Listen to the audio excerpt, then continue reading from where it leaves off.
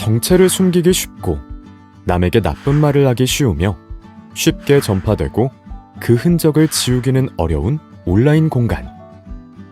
이러한 온라인 공간의 특성을 이용한 신종 성범죄를 우리는 디지털 성범죄라고 부릅니다.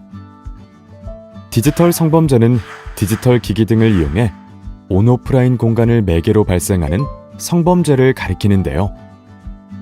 이러한 디지털 성범죄의 무서운 점은 성별, 나이, 국적, 직업 등을 가리지 않고 발생하는 범죄라는 점입니다.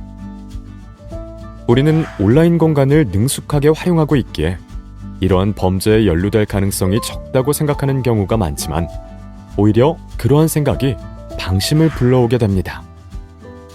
물론 범죄는 가해자의 책임입니다. 하지만 자신을 보호하기 위해 주의를 기울이는 것은 예방 차원에서 꼭 필요한 일입니다. 그렇다면 디지털 성범죄의 유형에는 어떤 것이 있을까요?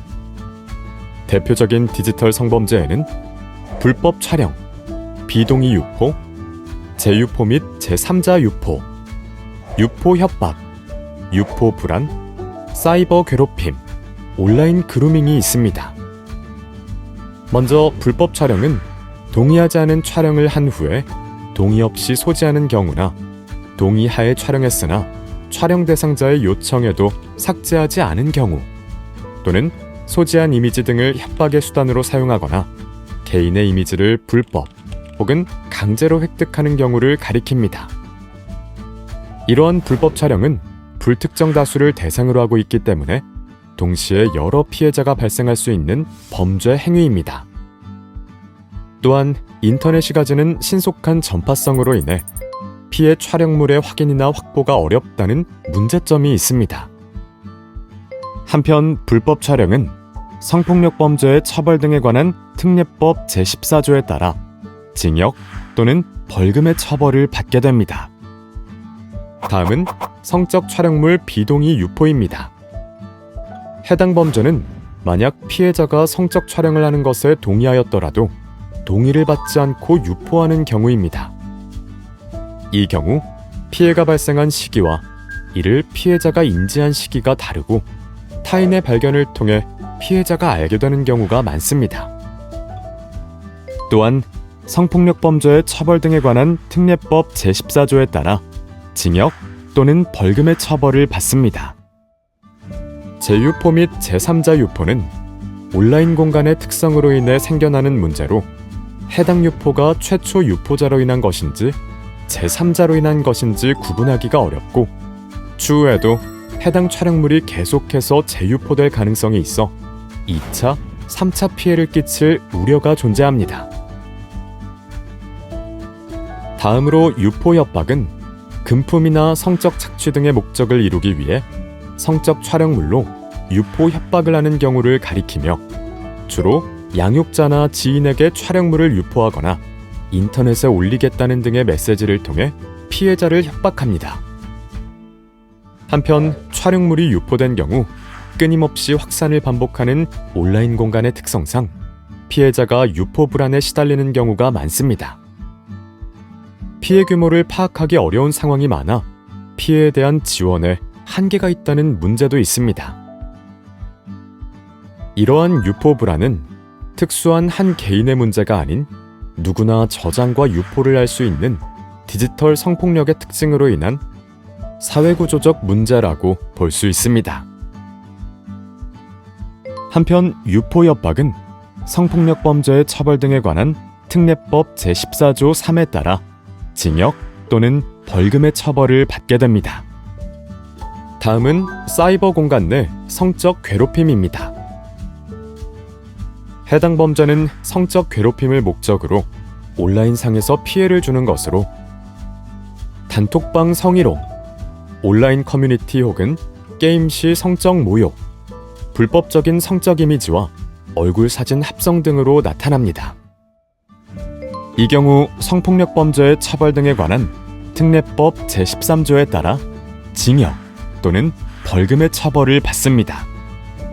마지막으로 온라인 그루밍은 디지털을 이용해 취약한 대상에게 의도적으로 접근하여 친밀감을 쌓고 방어벽을 허물어 성적 착취를 하는 성범죄로 어린이나 청소년 등 미성년자를 대상으로 이루어지는 경우가 많습니다. 이에 따라 아동 청소년 성보호에 관한 법률 제15조의 2에 의거해 징역 또는 벌금의 처벌을 받게 됩니다.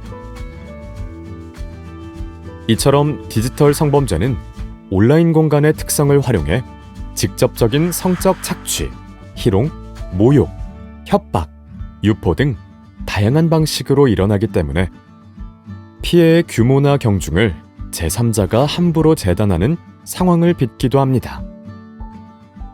또한 이러한 과정에서 범죄의 원인을 가해자가 아닌 피해자에게서 찾기도 합니다. 이로 인해 많은 피해자들이 실제로 자신에게 잘못이 있다는 생각을 품기도 합니다. 하지만 꼭 기억하세요. 여러분이 호기심에 실수했다고 해도 그것은 여러분의 탓이 아닙니다. 범죄는 가해자가 저지른 일이라는 사실을 반드시 잊지 마세요. 우리가 편리한 생활을 위해 사용하는 온라인 공간에서 반드시 기억해야 하는 것이 있습니다. 바로 온라인 공간에서도 사람은 누구나 존엄하며 그 자체로 존중되어야 한다는 것입니다. 호기심에 재미를 위해서 용돈을 벌기 위해 누군가의 존엄을 사고팔거나 이용할 수 없다는 것을 기억해 주세요. 디지털 성범죄에 피해를 입었다면 먼저 자신의 마음을 다독여 주세요. 나의 탓이 아니다. 두렵거나 무서운 마음을 다독이고 차분하게 문제를 해결해 나갈 수 있도록 도움을 구하세요.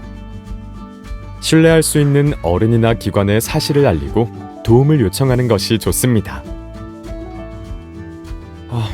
나를 이상하게 보면 어떻게 하지? 내가 잘못한 것도 있는데 아무리 해도 해결되지 않을 거야.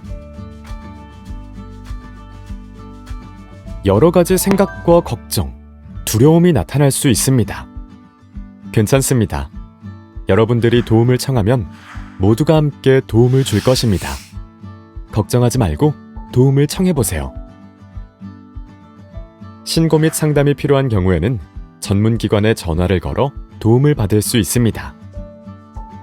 전문기관에서 여러분들을 돕기 위한 다양한 지원이 마련되어 있습니다. 비용 부담 없이 보호자의 동의 없이도 지원을 받을 수 있습니다. 디지털 성범죄는 인지한 순간 곧바로 주변에 알려야만 더 빠르게 해결할 수 있습니다.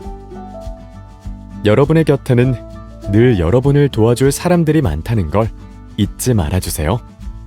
또한 이러한 기관에서는 상담을 통해 피해 사실을 확인한 뒤 피해 촬영물이 유포되었다면 삭제를 지원하거나 유포될 위험이 있는 경우에는 모니터링을 진행하며 수사기관과의 연계를 통한 수사 진행 등 다양한 방면에서 여러분에게 도움을 드리니 꼭 연락을 취해주세요.